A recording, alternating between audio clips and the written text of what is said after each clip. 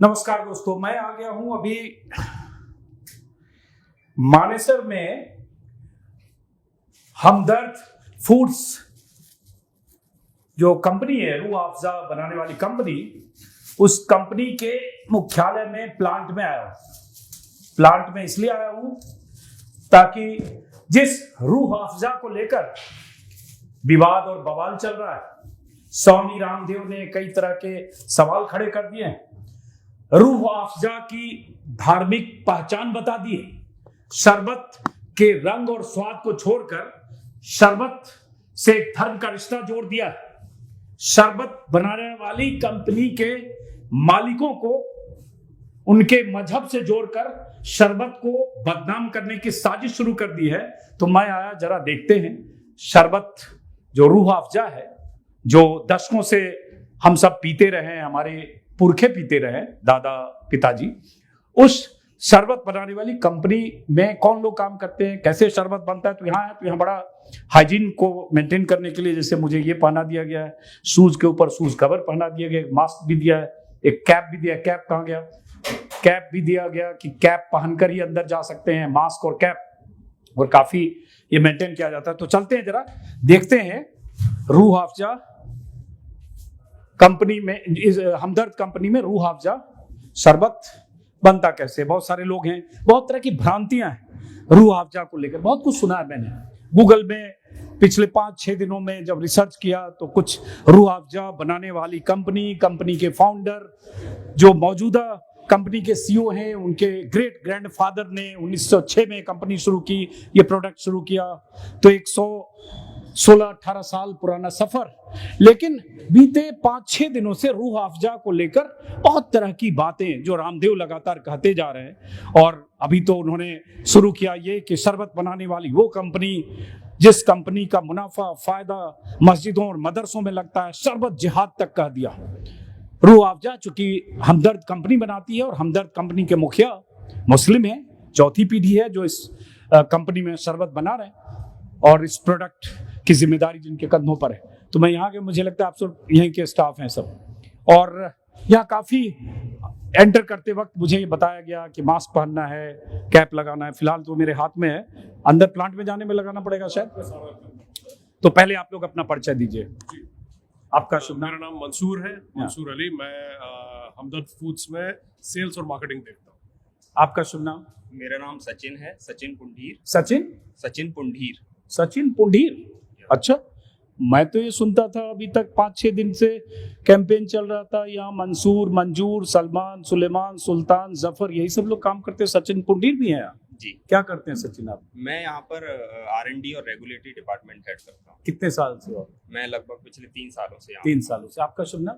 मेरा नाम डॉक्टर संजीव त्रिपाठी है, और मैं 4 साल से इस ऑर्गेनाइजेशंस में हूँ, और यहाँ पे क्वालिटी लीड करता हूँ। क्वालिटी एश्योरेंस और क्वालिटी कंट्रोल डिपार्टमेंट की जितनी भी गतिविधि होती है प्लांट के अंदर, वो मैं यहाँ पे देखता हूँ और सुपरवाइज। संजीव त्रिपाठी? जी हाँ, डॉक्टर संजीव त्रिपाठी। तो डॉक्टर किस चीज में आप? मेरा केमिस्ट्री में है, यहाँ पे रसायन विज्ञान में मेरा PhD है, और ये PhD मैंने 2000 ईस्वी में किया हुआ है।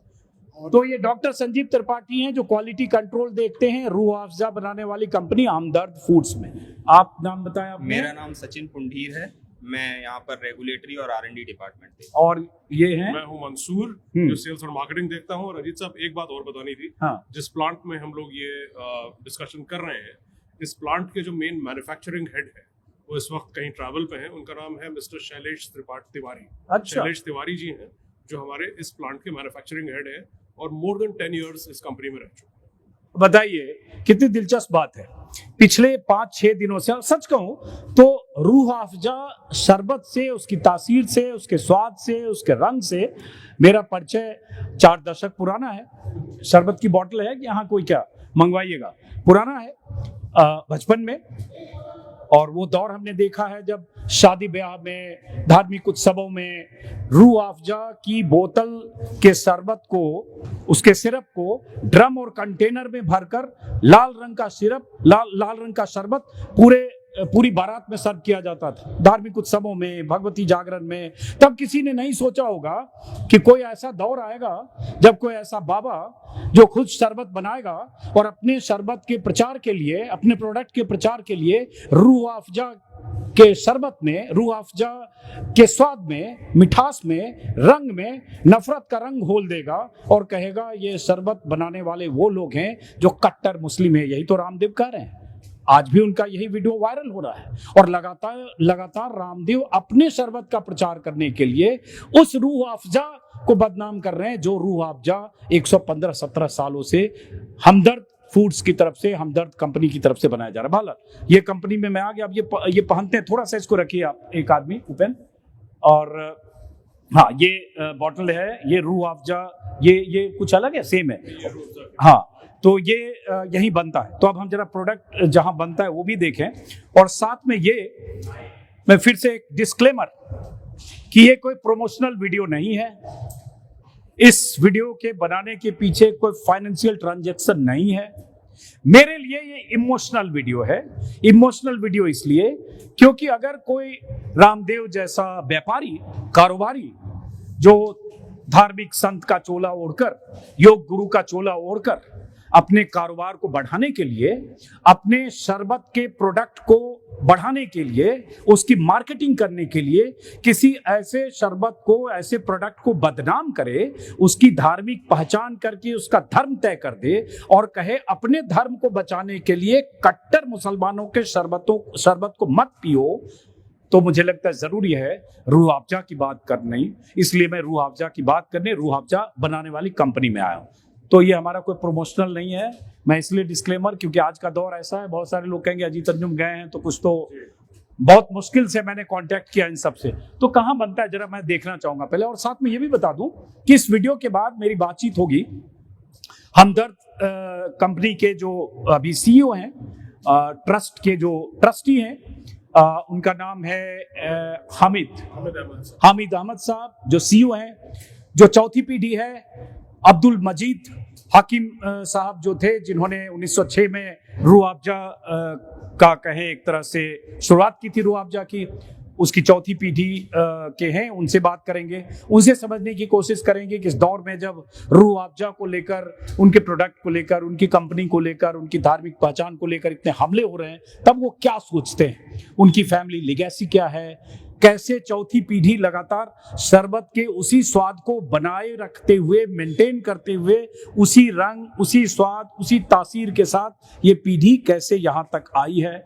और बीच बीच में जब ऐसी चुनौतियां आ जाती है कि कोई बाबा या कोई रूह अफ़ज़ा विरोधी कोई जमात जब इसके खिलाफ दुष्प्रचार करती है, तो फिर वो कैसे इसका सामना करते हैं, क्या सोचते हैं। तो इसी वीडियो के बाद दूसरे वीडियो में देखेंगे जो यहाँ के CEO हैं, कहें तो हमदर्द के प्रमोटर हैं, ट्रस्टी हैं, उनसे हम बात करेंगे। फिलहाल अब इन लोगों से तो जरा एक बार देखें, जरा ये पहनना ही पड़ेगा। अच्छा, ये अंदर जाएंगे तो ये पहनना पड़ेगा, तो पहन लेते हैं। एक मिनिमम प्रोटोकॉल है। बॉटलिंग प्लांट यही है शायद, इसको भी पहनना पड़ेगा। चलिए ये हम पहन लेंगे, चलते हैं जरा एक बार देखेंगे हम जरा किधर से। ये आइए,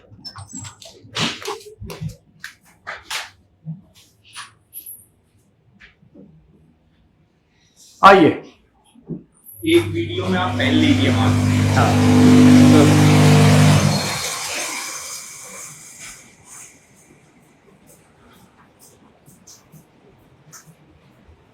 हालांकि मुझे थोड़ी सी मास्क में दिक्कत होती है, मेरे चश्मे पे बार बार स्मोक बनेगा, मैं देखता हूँ, ट्राई करता हूँ। अब थोड़ा बताइए यहाँ के बारे में। अब यहाँ जैसे बॉटलिंग हो रही है और अब तक एक बोतल हम कभी खरीदते रहे, यहाँ बोतल ही बोतल है।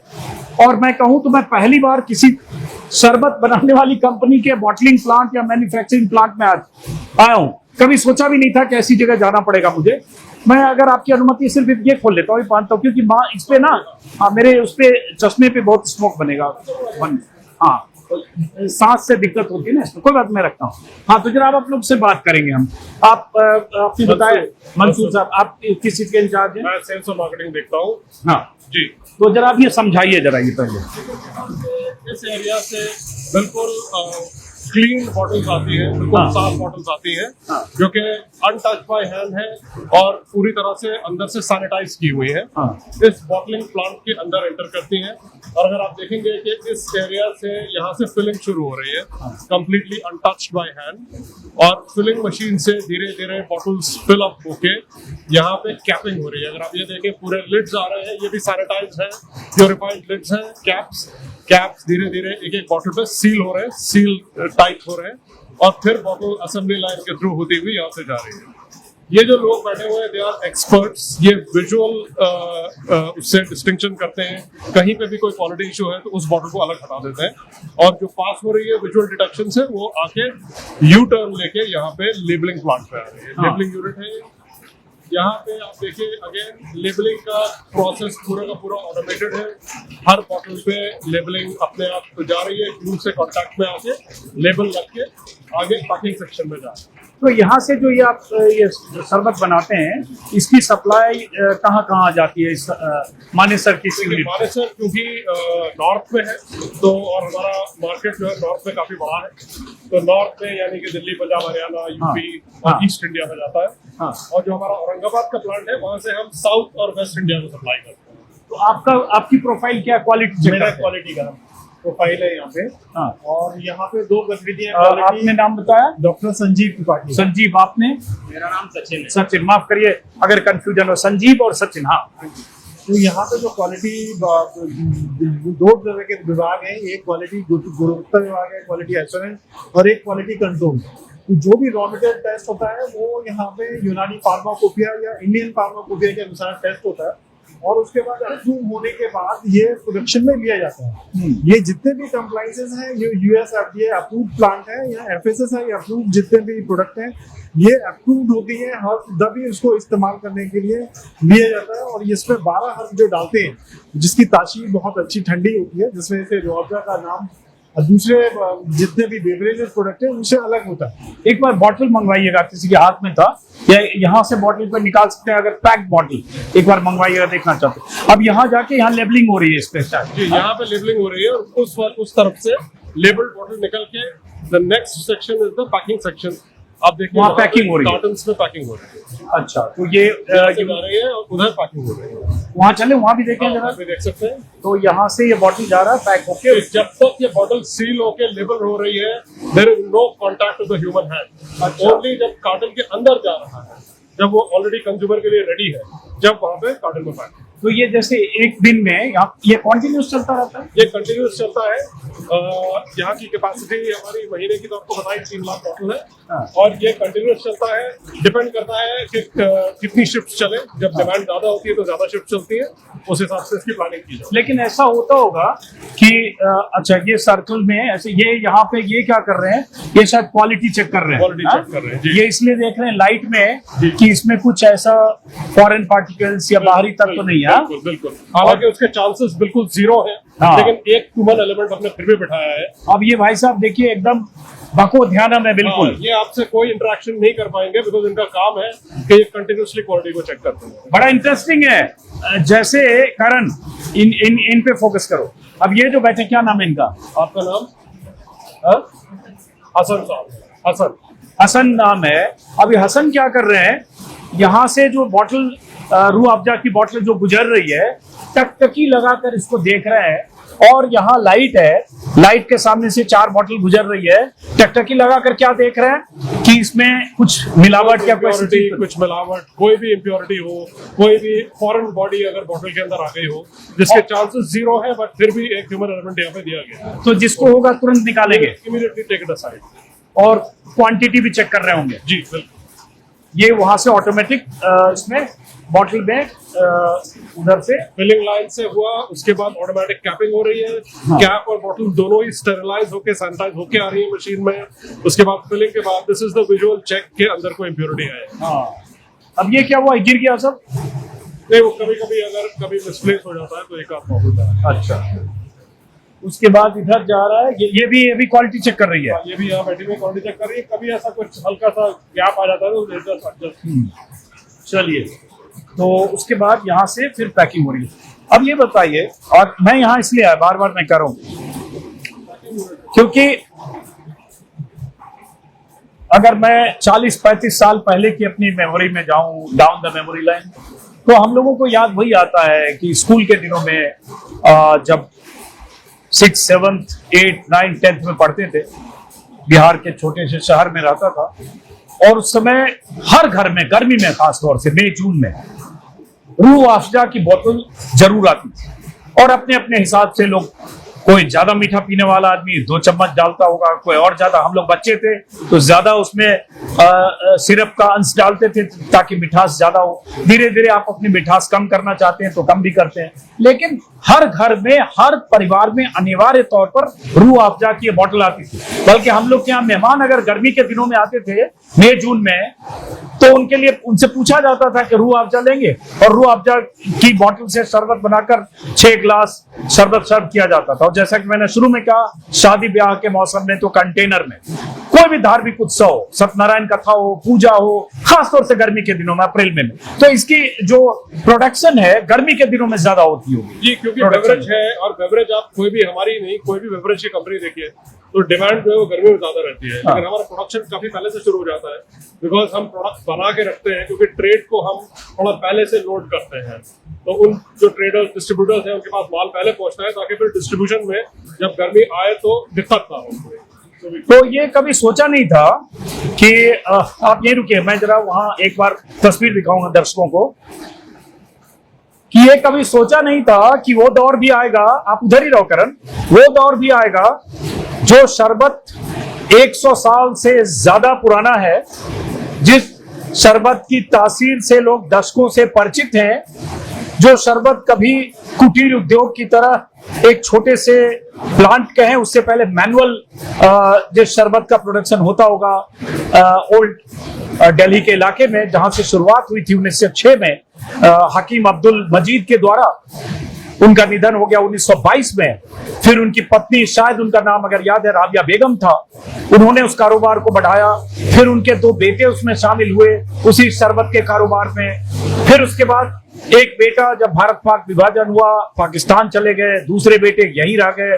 फिर उनकी आगे की 2 पीढ़ियां, फिर एक यूनिट जो पाकिस्तान चले गए, उन्होंने पूर्वी पाकिस्तान जब बटा बांग्लादेश बना, वहां उन्होंने रूह अफ़ज़ा की कंपनी खोली। लेकिन भारत में जो रह गए, उनकी चौथी पीढ़ी है जो हमदर्द फूड्स है, जो ये प्रोडक्ट बना रही है। लेकिन कभी सोचा नहीं था कि इस शरबत को, इस प्रोडक्ट को, इस स्वाद को, इस रंग को कोई बाबा रामदेव अपने प्रोडक्ट को बेचने के लिए शरबत जिहाद का नाम दे देंगे।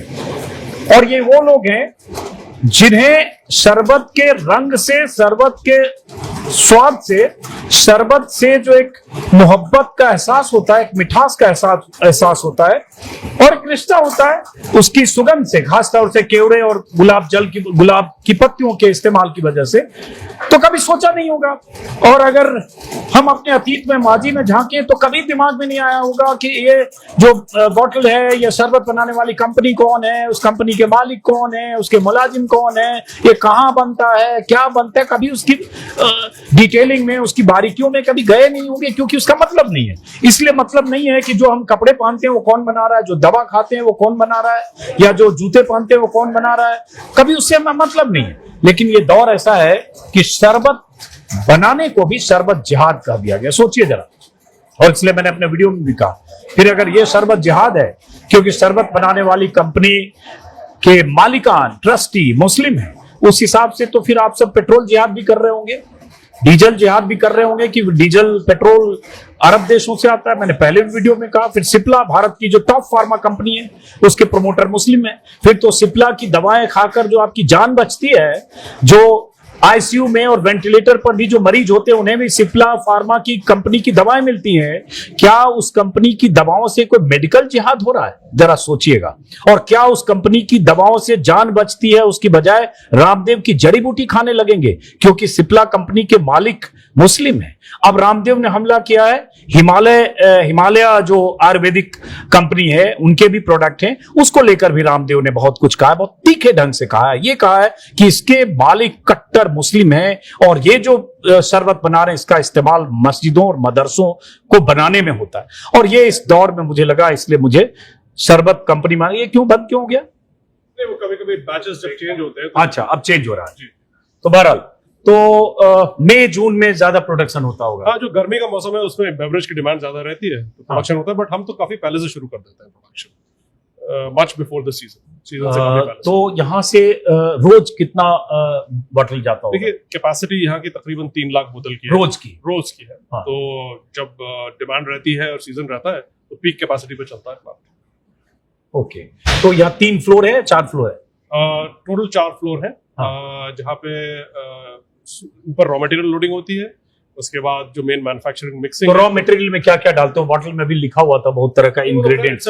काफी कॉम्प्लेक्स मिक्स है, काफी चीजों का, हाँ। जड़ी बूटियां हैं, हर्ब्स हैं, हाँ। काफी अलग अलग चीजें हैं। एक शुगर की क्वांटिटी को लेकर बहुत सवाल होते हैं, 87% शुगर है, तो उसको कभी सोचा? बिल्कुल, उस पर बहुत एक्टिव काम चल रहा है। एक तो आपने जैसे देखा हमारा नो एडेड शुगर का एक प्रोडक्ट ऑलरेडी लॉन्च हो गया, काफी पॉपुलर हो रहा है वो। उसमें मेन मकसद ये था कि जो रूह अफ़ज़ा का टेस्ट है वो बिल्कुल चेंज ना हो, उसका जो अरोमा और टेस्ट है। तो हमने एक ऐसा उसमें सब्स्टिट्यूट डाला है जिससे बिल्कुल रूह अफ़ज़ा का टेस्ट और टेक्सचर बिल्कुल सेम है। वो काफी पॉपुलर हो रहा है, लोग उसे अच्छा, तो वो शुगर लेस नहीं हुआ? नहीं, नो एडेड शुगर, उसमें कुछ शुगर ऐड नहीं हो रहा है, क्योंकि हम शुगर का जो वो है लिक्विड जो फॉर्म है, जी। वो तो कंसंट्रेशन जो होगा वो नहीं, तो... उसके अंदर शुगर एडेड नहीं है बिल्कुल। जो भी शुगर है उसमें जो नेचुरल इंग्रेडिएंट से आता है वो है। उसके अंदर there is no additionally added sugar. Okay, तो एक वो है, और जो नॉर्मल हमारा रूह अफ़ज़ा का प्रोडक्ट है उसके ऊपर भी बहुत एक्टिवली काम चल रहा है, उसका शुगर लेवल भी लो। ओके। और मैं बता दूं कि अभी मैं ऐसे ही जरा प्लांट विजिट करने आया तो इसलिए लोगों से बात कर रहा हूं। इसके बाद जो इस कंपनी के सीईओ हैं हामिद साहब, नाम मैं कंफ्यूज करता हूं क्योंकि बहुत सारे नाम है तो थोड़ा हौच पौच हो जाता है, 4 पीढ़ियों के नाम को याद रखना, पूरी फैमिली ट्री को। हामिद अहमद साहब जो सीईओ हैं इस कंपनी के, दूसरे वीडियो में मैं उनसे बात करूंगा।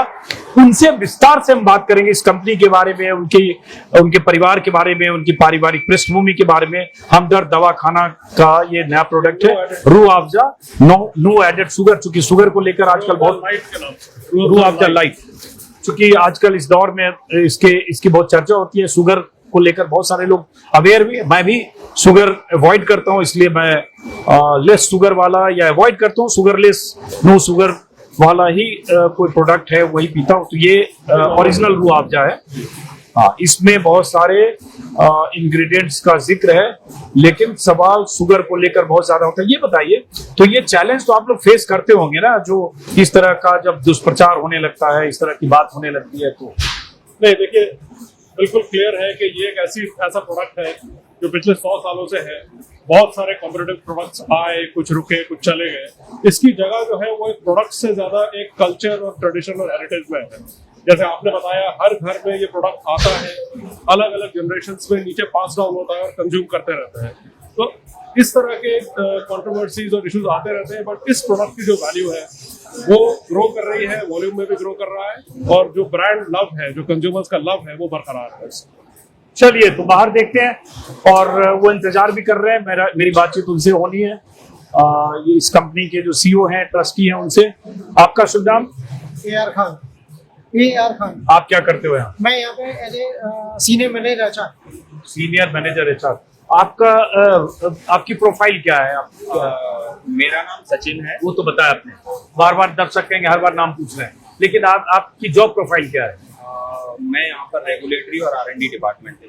अच्छा, उसका क्या काम? जो भी प्रोडक्ट डेवलपमेंट करते हैं हम, न्यू प्रोडक्ट डेवलपमेंट या एग्जिस्टिंग प्रोडक्ट में कुछ भी इनोवेशन करते हैं, तो वो सारा काम मेरा होता है। और जो अभी जैसे फसाई के स्टैंडर्ड को मीट करने के लिए, जैसे पैकेजिंग पर क्या क्या, लेबलिंग पर क्या क्या चीजें होनी चाहिए, वो आप देखते, वो सारी चीजें हम लोग देखते हैं। तो हमारे जो भी प्रोडक्ट हैं तो वो सारे फसाई अप्रूव्ड, और सारे इंग्रेडिएंट्स हम फसाई अप्रूव्ड यूज करते हैं। और सारे प्रोडक्ट जो भी हम नए डेवलप करते हैं उनके एक लिमिटेड स्टेप में हम लोग उनका इनोवेशन करते हैं। जैसे प्रोडक्ट की टेस्टिंग हो, मेरा फोन, प्रोडक्ट की स्टेबिलिटी का हम प्रॉपर ध्यान रखते हैं। वो आप ध्यान रखते हैं। चलिए, उसके बाद एक सेकंड, कुछ कहना चाह रहे हैं? आप क्या करते हो? मेरा नाम पवन है, मैं फिलिंग ऑपरेटर हूँ, फिलिंग मशीन चलाता हूँ। पवन हो आप? अच्छा, क्या करते हो आप? सर, फिलिंग ऑपरेटर हूँ, फिलिंग एंड सीलिंग मशीन दोनों देखता हूँ। अच्छा, पूरा नाम क्या है आपका? मेरा नाम पवन कुमार है। अच्छा, कब से हो यहाँ? मैं सर 2018 से हूँ यहाँ पर। 7 साल हो गए। कहाँ के रहने वाले हो पवन? सर, मैं बदायूं रहने वाला हूँ, यूपी बदायूं। आइए, देखिए, ये पवन कुमार जी हैं, ये पवन कुमार यहाँ रूह अफ़ज़ा में, फिर से आप बताओ, आपका काम बताओ। मेरा सर काम है फिलिंग, बोतल में माल फिल करना, उस पर कैपिंग करना। तो कैपिंग तो ऑटोमेटिक सब हो रहा है ना? ये चीज देखता हूँ मैं कहीं जैसे जैसे आ जाओ, इसमें कुछ गड़बड़, ऐसे पूरे कैप ऐसे हो रहा है। हाँ कैप की सीलिंग प्रॉपर होनी चाहिए, हाँ, थ्रेडिंग प्रॉपर होनी चाहिए, अच्छा कपड़े नीचे प्रॉपर होनी चाहिए, अच्छा। माल पूरा होना चाहिए, बस ये सारी चीजें देखता हूँ। और वहां से ऐसे भर के आ रहा है, सब एक एक करके भरा जा रहा है। ये दिखाओ करण, वैसे ऐसे बॉटल में पूरा आ रहा है और वो भर के जा रहा है। वॉल्यूम तो पूरा होना चाहिए, किसी में कम ना होना चाहिए। तो पवन ये बताओ, ये बदायूं के हैं पवन, और दर्शकों का खास तौर से इनका परिचय करा दें, क्योंकि एक दुष्प्रचार लगातार ये भी होता है हमदर्द के बारे में, रूह अफ़ज़ा बनाने वाली कंपनी के बारे में, कि यहाँ सिर्फ मुस्लिम स्टाफ हैं, हिंदुओं की नो एंट्री है। 5 दिन पहले भी जब मैंने वीडियो बनाया तो बहुत सारे लोगों ने कहा कि वहां ये जाकर पता करो कि हिंदुओं को नौकरी क्यों नहीं मिलती है। तो अभी तो यहाँ 8-10 लोगों में 3 मुझे मिल गए, एक पवन मिल गए। ये कारण कौन है? ये करण है। आपका क्या नाम है?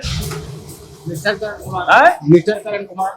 अब दिक्कत क्या है, देखो ये दौर ऐसा है कि मास्क लगा रखे हैं ना, तो बहुत सारे IT सेल वाले कहेंगे मास्क लगा के किसी अब्दुल को कारण बता रहे हैं, तो आप शक्ल दिखा दो जरा। ये बहुत बुरा वक्त है कि हमें ऐसा कहना पड़ रहा है। सोचिए कितना बुरा वक्त है। नफरतों के दौर ने शरबत की मिठास में, शरबत के स्वाद में, शरबत की तासीर में नफरत का जहर ऐसा घोला कि पूछना पड़ रहा है कि इनका नाम पवन कुमार है, इनका नाम करण कुमार है, और करण कुमार और पवन कुमार यहाँ हो सकते हैं, ये बताना पड़ रहा है, इसकी तस्दीक करनी पड़ रही है। इससे बुरा वक्त क्या होगा? फिर से नाम बताओ। मिस्टर करण कुमार। कहाँ के रहने वाले हो? मैं इसी कानपुर का। कानपुर के। तो यहाँ कानपुर के करण कुमार और पवन कुमार उधर बदायूं के, 2 लोग यहाँ मिले अभी जो इस मैन्युफैक्चरिंग में है। तो आपकी ड्यूटी क्या है? मेरी ड्यूटी है मॉर्निंग में सुबह 9 बजे आना, हाँ, उसके बाद अपना शरबत का प्रोडक्ट जो है ना वो हमें निकालना। नहीं, इसमें क्या करते हो आप? यहाँ लेवलिंग ऑपरेटर हैं? हूँ, मशीन चलाता हूँ। जोर से बोलो। मैं लेवलिंग मशीन चलाता हूँ। मशीन चलाते हो, तो ये अभी लेबलिंग हो रही है यहाँ हाँ, बिल्कुल से जाके लेवलिंग हो रही है। तो लेबलिंग में यहाँ करण है, हाँ, और वहाँ जो ऊपर उसकी बॉटल के ऊपर ढक्कन लग रहा है उसमें पवन। पवन है। और 2 यहाँ स्टाफ दिखे मुझे जो कंट्रोल यूनिट में है, संजीत और संदीप। नाम सही बोला? सचिन और संजीव। सचिन और संजीव। आप सचिन हो जी?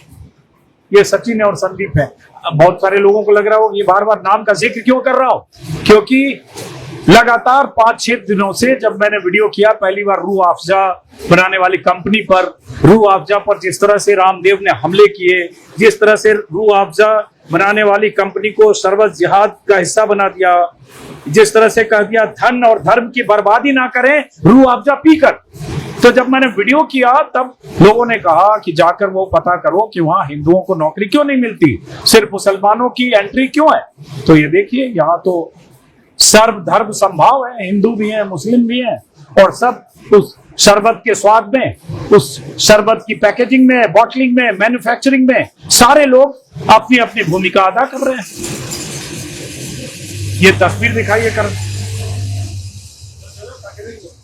फिल्म देख लीजिए एक बार। आइए आइए, पैकेजिंग नहीं रोल आ जाइए, करण आइए, पैकेजिंग में आइए।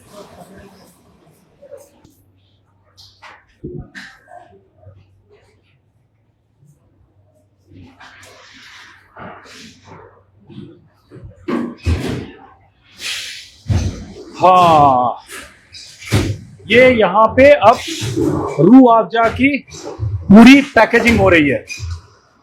बॉटल में रखा जा रहा है, डब्बे में बंद किया जा रहा है, और यहाँ से पैकेजिंग हो रही है। आपका क्या नाम है? अंगूरा। कितने साल से यहाँ काम करते हो अंगूरा? 2 साल से। तो पैकिंग करते हो आप? आइए।